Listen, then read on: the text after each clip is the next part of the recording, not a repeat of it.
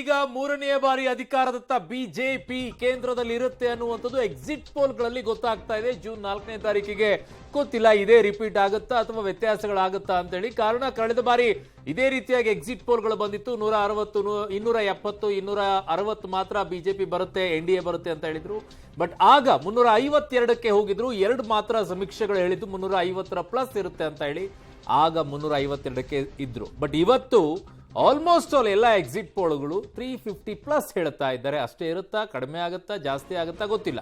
ಈಗ ನಂಬರ್ಸ್ಗಳನ್ನ ಹೇಳ್ತಾ ಹೋಗ್ತಾ ಇದೀವಿ ನಿಮ್ಗೆ. ಪೋಲ್ ಆಫ್ ಪೋಲ್ ಏನೇನಿದೆ ಅಂತ ಹೇಳಿ. ಪಿ ಮಾರ್ಕ್ ಹೇಳ್ತಾ ಇದೆ 359 NDA, INDIA 154, ಅದರ್ಸ್ 30. ಜನ್ ಕಿ ಬಾತ್ ಹೇಳ್ತಾ ಇದೆ 377 NDA, ಮ್ಯಾಟ್ರಿಕ್ಸ್ ಹೇಳ್ತಾ ಇದೆ 353ರಿಂದ 68, ಇಂಡಿಯಾ ನ್ಯೂಸ್ ಹೇಳ್ತಾ ಇದೆ 371, ಲೋಕ್ಪಾಲ್ ಹೇಳ್ತಾ ಇದೆ 325ರಿಂದ 335. ಓವರ್ ಆಲ್ ಆಗಿ NDA ಅಧಿಕಾರದಲ್ಲಿ ಇರುತ್ತೆ. ಅವರ ಅಧಿಕಾರದಿಂದ ವಂಚಿತರಾಗೋದಿಲ್ಲ. 3ನೇ ಬಾರಿಯೂ ಕೂಡ ಗದ್ದುಗೆಯನ್ನ ಹಿಡ್ಕೊಳ್ತಾರೆ. ಮೋದಿ ಅವರೇ ಮತ್ತೆ ಪ್ರಧಾನಿ ಆಗ್ತಾರೆ ಅನ್ನೋದು ಎಕ್ಸಿಟ್ ಪೋಲ್ಗಳಲ್ಲಿ ಗೊತ್ತಾಗ್ತಾ ಇದೆ. ಬಟ್ INDIಯಲ್ಲಿ ಕಳೆದ ಬಾರಿಗಿಂತ ಅವರು ಎಷ್ಟು ನಂಬರ್ಸ್ಗಳು ಇನ್ಕ್ರೀಸ್ ಆಗಿದೆ ಅಂತ ನೋಡ್ಬೇಕಾಗತ್ತೆ. ಕಾರಣ ಕಳೆದ ಬಾರಿ 52 ಸೀಟ್ಗಳನ್ನ ಕಾಂಗ್ರೆಸ್ ಪಡ್ಕೊಂಡಿದ್ದು, ಇನ್ನುಳಿದಂಥದ್ದೆಲ್ಲ ಅವರ ಮೈತ್ರಿಕೂಟದಲ್ಲಿರುವಂಥದ್ದು. ಆಗ UPA ಅಂತ ಇದ್ದಿದ್ದು, ಈಗ INDIA ಕೂಟ ಆಗಿದೆ. ಈಗ ಇದರಲ್ಲಿ 154, 151, 118ರಿಂದ 133, 125, 155ರಿಂದ 165 ಹೇಳ್ತಾ ಇದ್ದಾರೆ. ಬಟ್ ಅವ್ರ ನಂಬರ್ಸ್ ಇರೋದು 290ರವರೆಗೂ ನಾವು ಹೋಗ್ತೀವಿ ಅನ್ನುವಂಥ ವಿಶ್ವಾಸ ಅವರಿಗಿದೆ.